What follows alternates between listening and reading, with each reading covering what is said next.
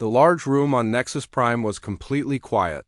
It was the biggest meeting place in the galaxy, where all the alien races came to talk about important things.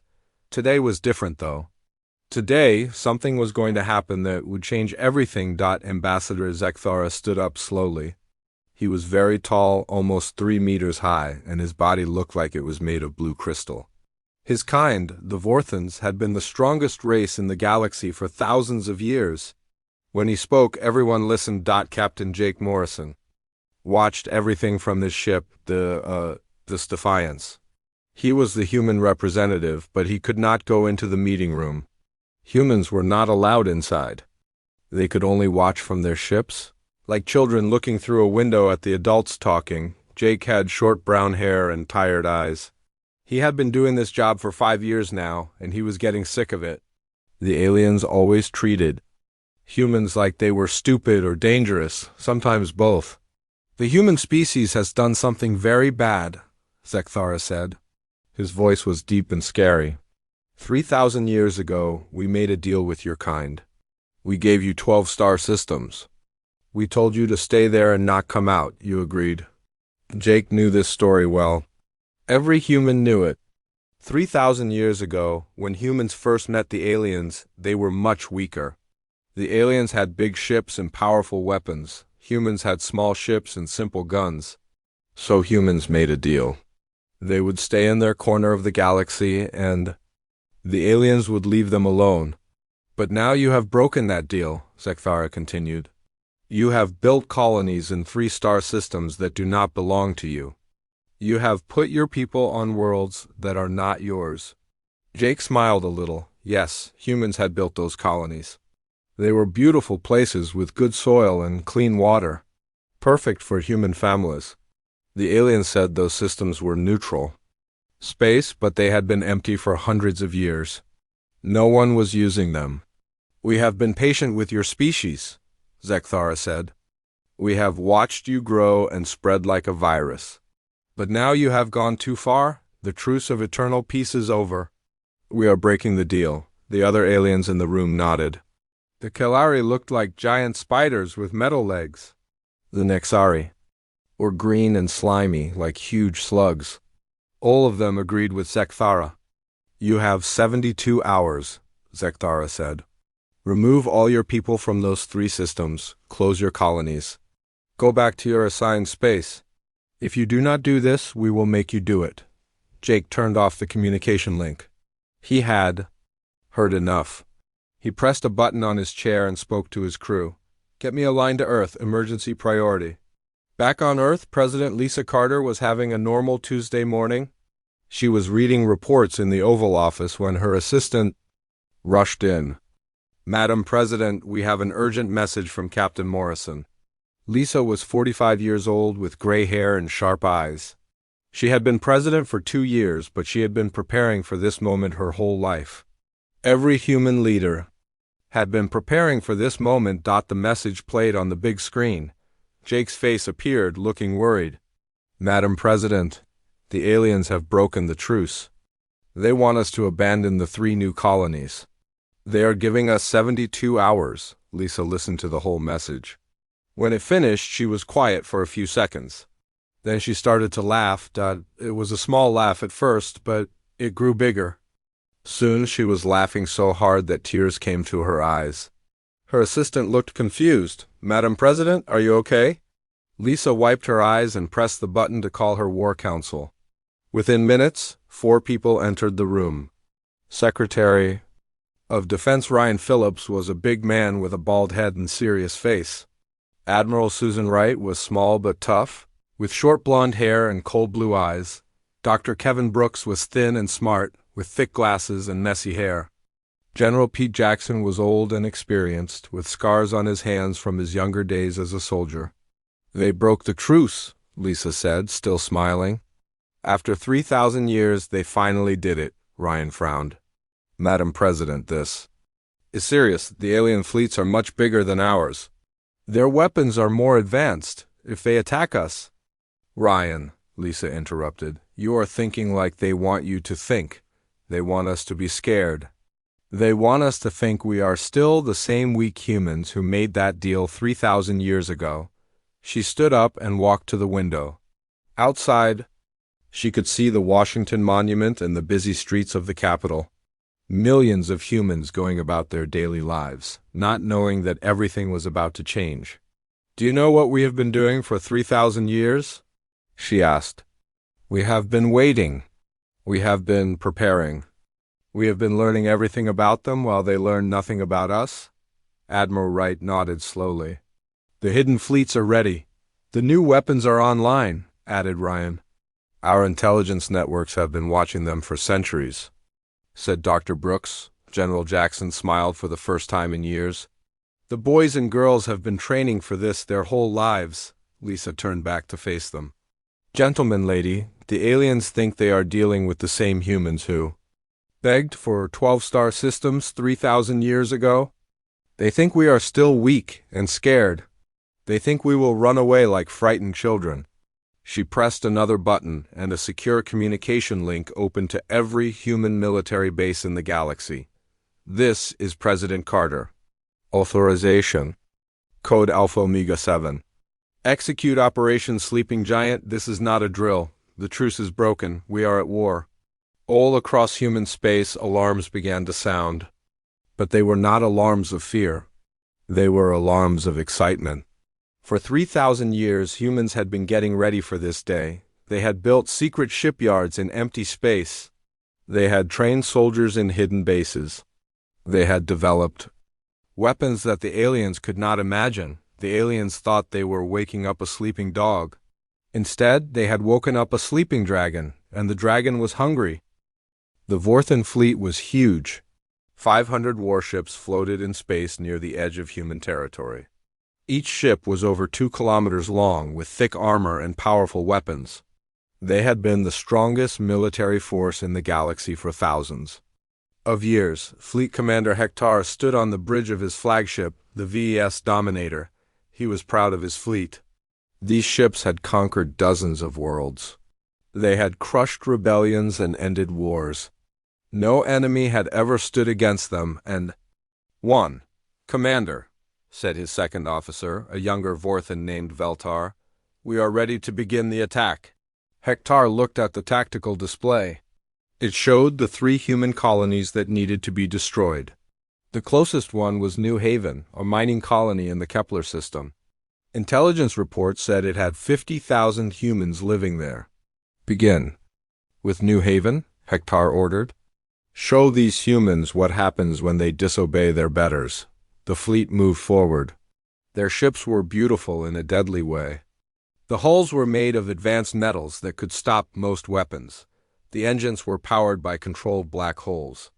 The weapons could destroy entire cities with one-shot dot. As they got closer to New Haven, the Vorthan sensors detected the human defenses. Hector laughed when he saw the readings. "This is their defense?" he asked. 12 small platforms and 20 ships? These humans must be joking. The human ships looked old and weak compared to the Vorthan fleet. They were much smaller, with simple designs. Their weapons looked primitive. It would be like using a sword to fight someone with a stick. On the orbital defense platform Haven Prime, Colonel Amy Sanders watched the alien fleet approach. She was a short woman with red hair and green eyes. She had been commanding the defense of New Haven for 3 years, waiting for this moment. "Colonel," said her communications officer, "the alien fleet is sending us a message." "Put it on screen," Amy ordered. Hector's face appeared on the main display. His crystal features looked cold and arrogant. "Human Commander," he said. "I am Fleet Commander Hector of the Vorthan Empire. You have built this colony in violation of the ancient treaty. Surrender now, and we will allow you to evacuate your people. Resist, and we will destroy everything," Amy smiled. It was not a friendly smile. "This is Colonel Amy Sanders of the Human Colonial Defense Force," she replied. "You are in violation of interstellar law. These systems are neutral space. You have no right to be here." Hector's mandibles clicked together. It was the Vorthan way of laughing. "Neutral space belongs to the strong," he said.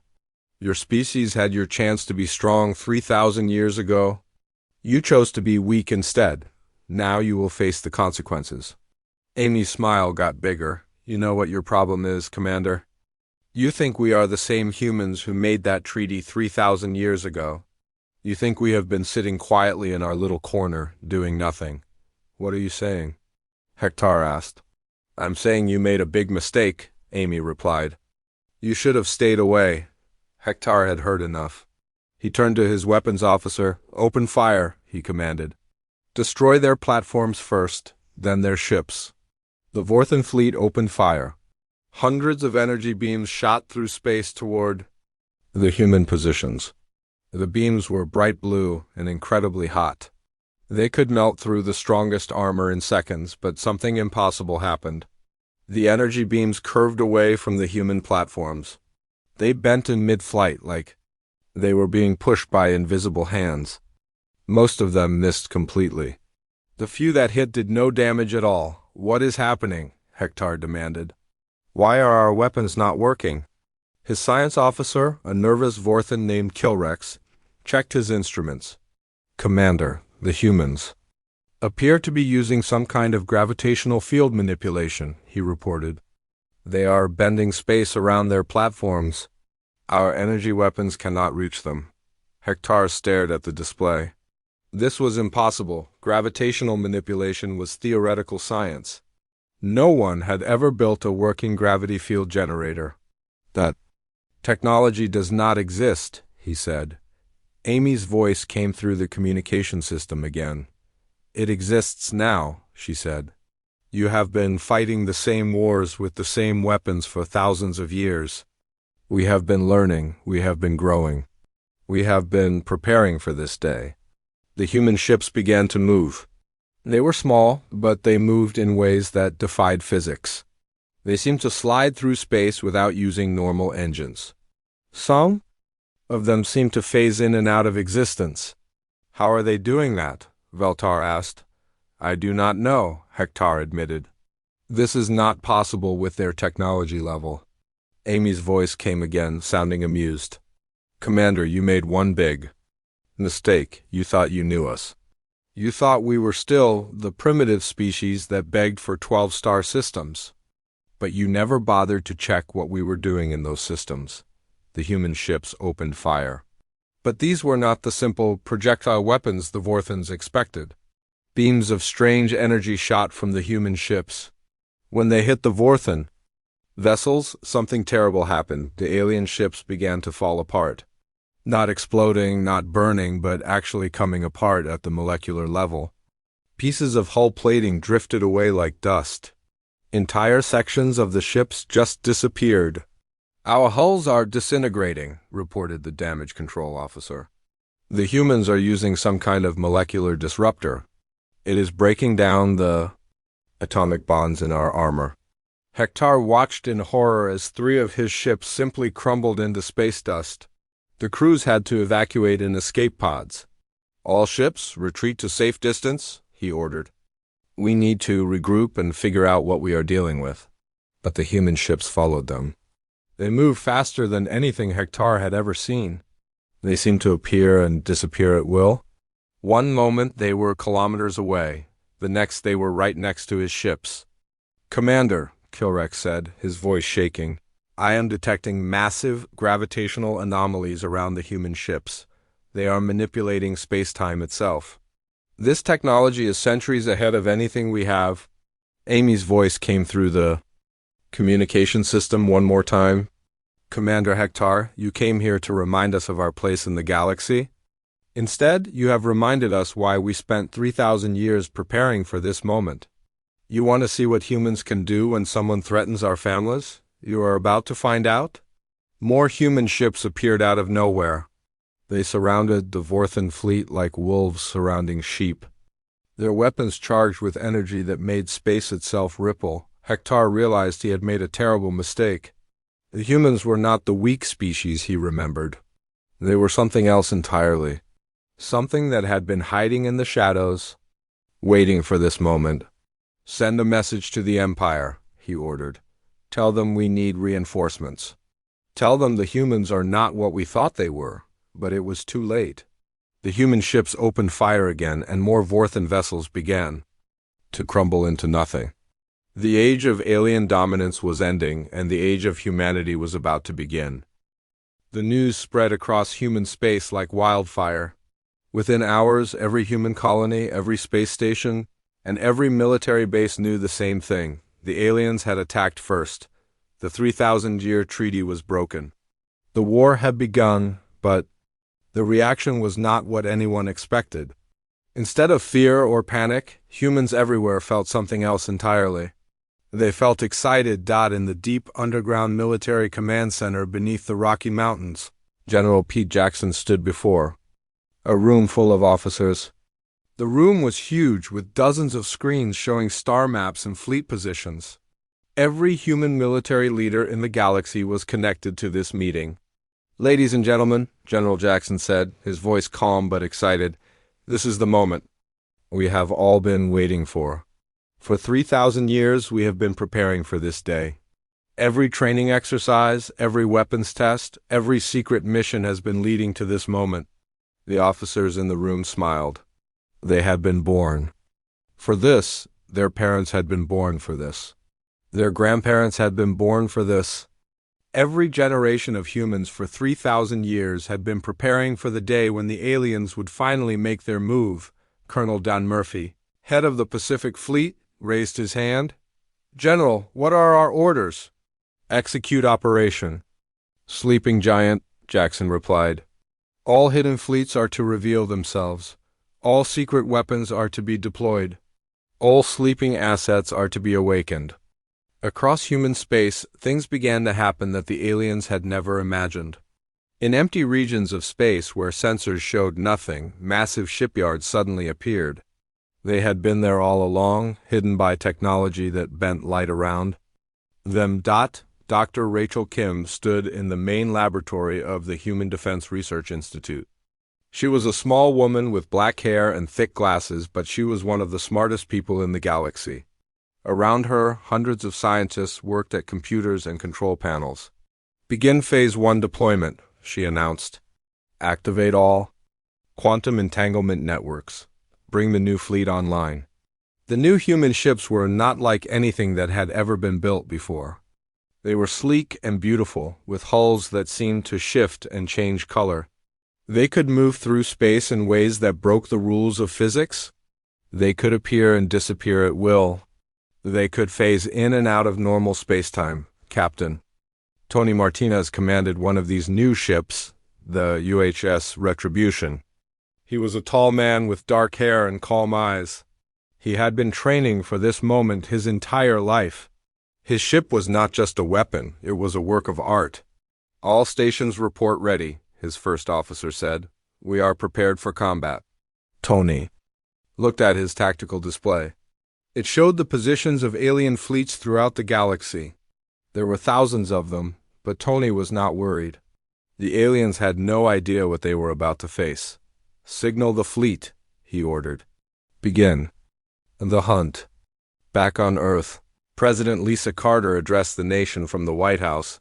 She stood behind the presidential podium, looking calm and confident. Behind her, the flag of the United Earth government hung proudly. "My fellow humans," she began, "today marks the beginning of a new chapter in our history. For 3,000 years, we have been the young race. We have been the newcomers. We have been the ones who had to accept whatever scraps the older civilizations threw to us."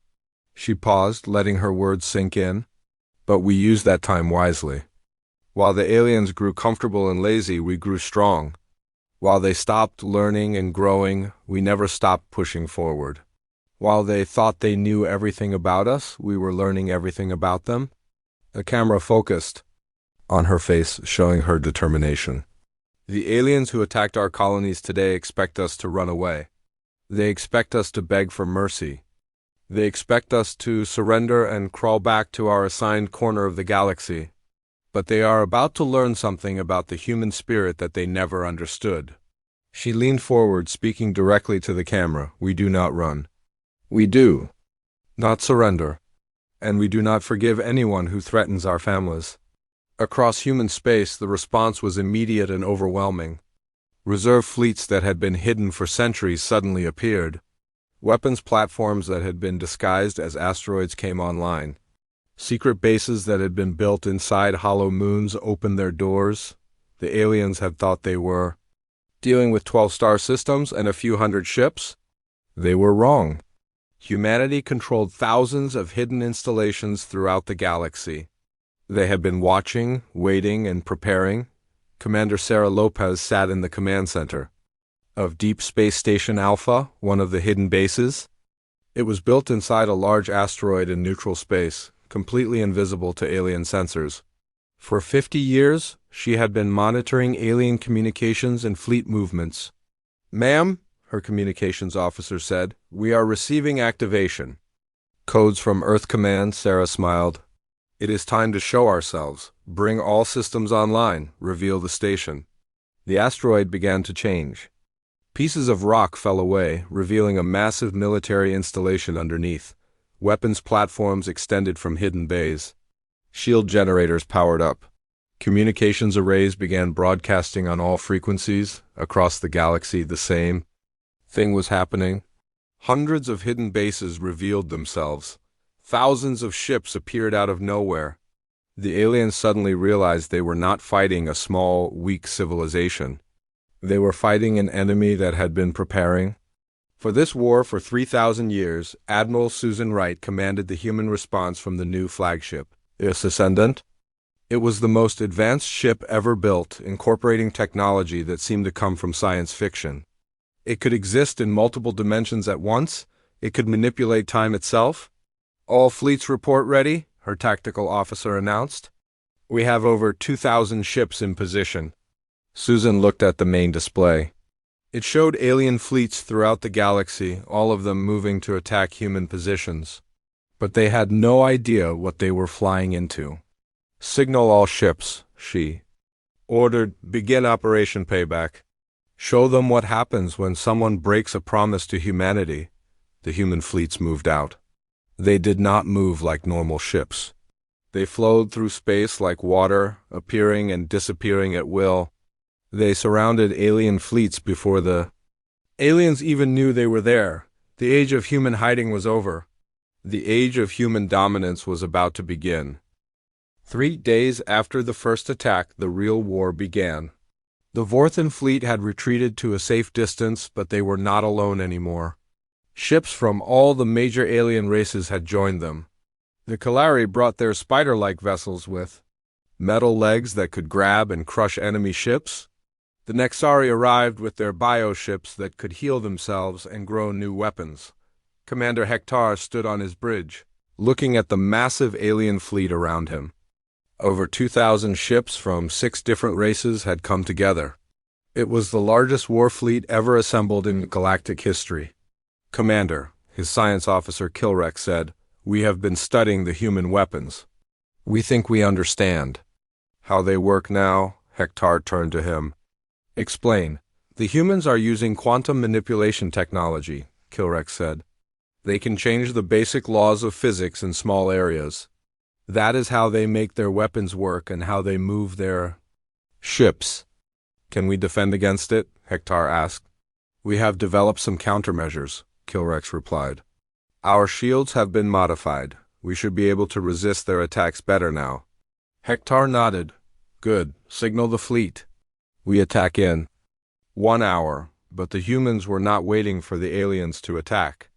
They were already moving. Captain Tony Martinez watched from the bridge of the UHS Retribution as his ship moved through something that was not quite normal space.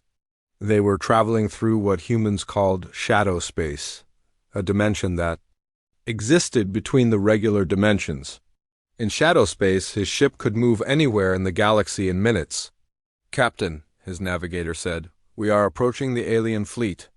Estimated time to real space emergence, 30 seconds. Tony smiled. The aliens had no idea what was coming. Human ships could appear anywhere, anytime, without warning. It was like being able to walk through walls. "Signal the fleet," he ordered. "Begin Phase 2. Show them what real space combat looks like." All around the massive alien fleet, space began to ripple. Small tears appeared in the fabric of reality itself. Through these tears, human ships emerged. Not one or two, but hundreds of them. They appeared inside the alien formation, between the enemy ships, above them, below them. Everywhere at once, the aliens panicked. Their sensors had detected nothing until the human ships were already there. How do you fight an enemy that can appear anywhere without warning? All ships, open fire, Hector shouted. Destroy the humans before they can attack. The alien fleet opened fire with everything they had. Energy beams, plasma cannons, particle weapons, and graviton torpedoes filled space with deadly light. It was the most powerful attack ever launched in galactic history, but the human ships just disappeared. One moment they were there, the next moment they were gone. The alien weapons hit nothing but empty space. Where did they go? Demanded Admiral Vexara of the Kalari fleet. I do not know, Hector replied. They just vanished. Then the human ships reappeared, but this time they were in different positions. They had moved during the few seconds they were gone, repositioning themselves for the perfect attack. Tony Martinez looked at his tactical display. The alien ships were exactly where he wanted them. They were confused, disorganized, and bunched together. Perfect targets. All ships, he broadcast to the human fleet, deploy quantum disruptors, full power. Let them see what 3,000 years of human engineering can do. The human ships opened fire. But these were not the simple disruptors they had used before. These were the new weapons, the ones that had been developed in secret for centuries. They did not just break apart alien ships. They did something much worse. The alien ships began to phase in and out of existence. Parts of them would disappear, then reappear in the wrong places. A Vorthan cruiser's engine section appeared where its bridge should be. A Kalari destroyer's weapons appeared inside its own hull. The ships were being torn apart at the dimensional level. What is happening to our ships? Screamed Admiral Niktara of the Nexari fleet. The humans are using dimensional warfare, Kilrex reported, his voice shaking. They are splitting our ships across multiple dimensions simultaneously. The matter cannot exist in two places at once, so it is destroying itself. Hector watched in horror as half his fleet was destroyed in the first minute of combat. The human weapons were beyond anything he had ever imagined. They were not just advanced. They were impossible. All ships retreat, he ordered. Full power to engines. We must get out of here. But the human ships were not finished. As the aliens tried to flee, space around them began to change. Invisible barriers appeared, blocking their escape routes. The humans had created artificial gravity wells that trapped the alien ships like flies in a web. We cannot achieve faster-than-light travel, reported the engine officer. Something is preventing our jump to hyperspace. Captain Tony Martinez's voice came through the communication system. He sounded calm, almost friendly. Commander Hector. This is Captain Martinez of the Human Defense Force. Your fleet is trapped in a localized space-time distortion. Your ships cannot escape. You have two choices, surrender or be destroyed. Hector looked around at what was left of his fleet. Of the 2,000 ships that had started the battle, less than 300 remained.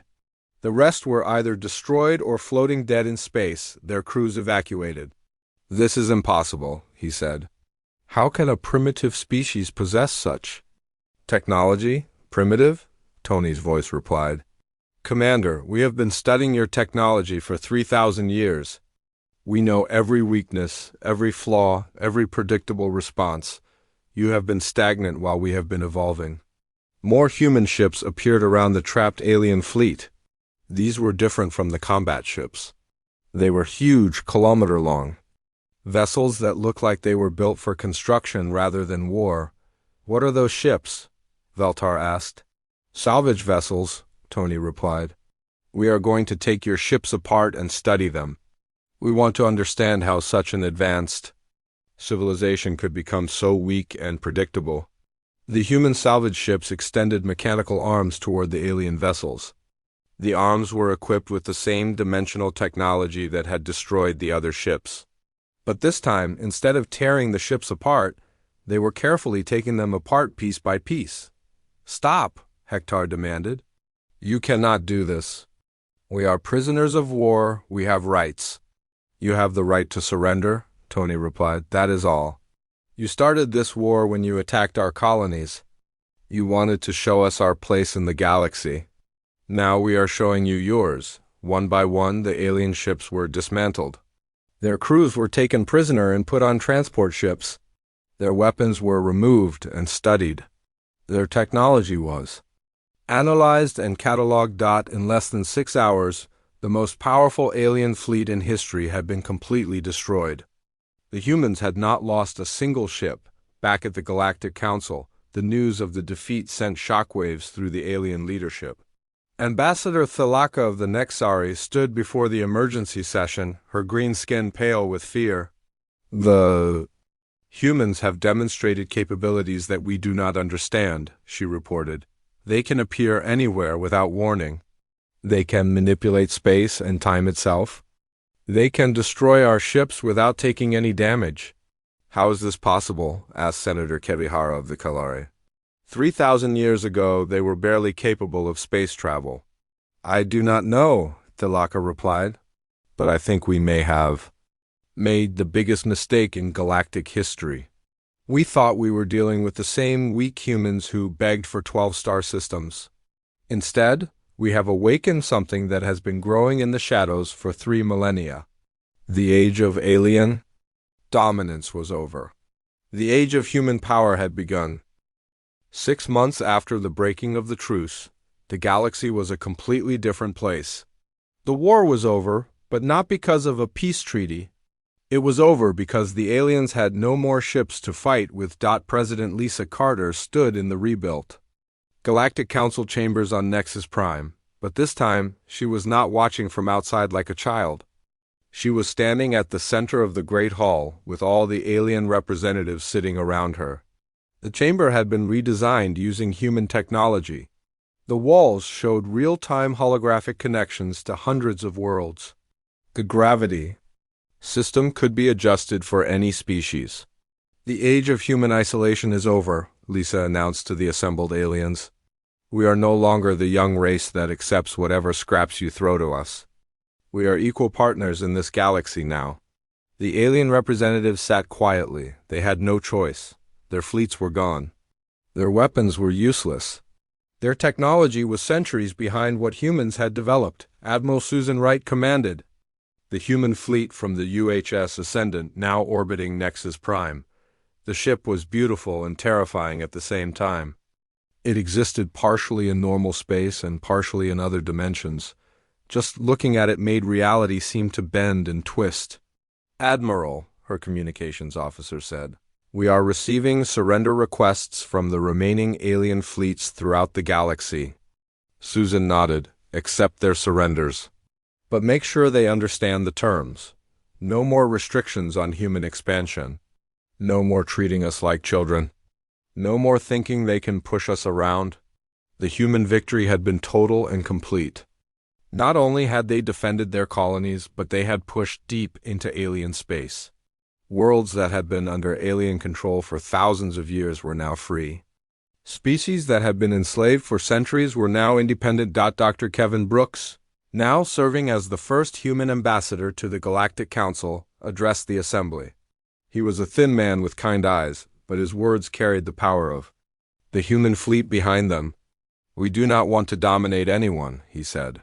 "We do not want to destroy civilizations or enslave species. We want to explore, to learn, and to grow.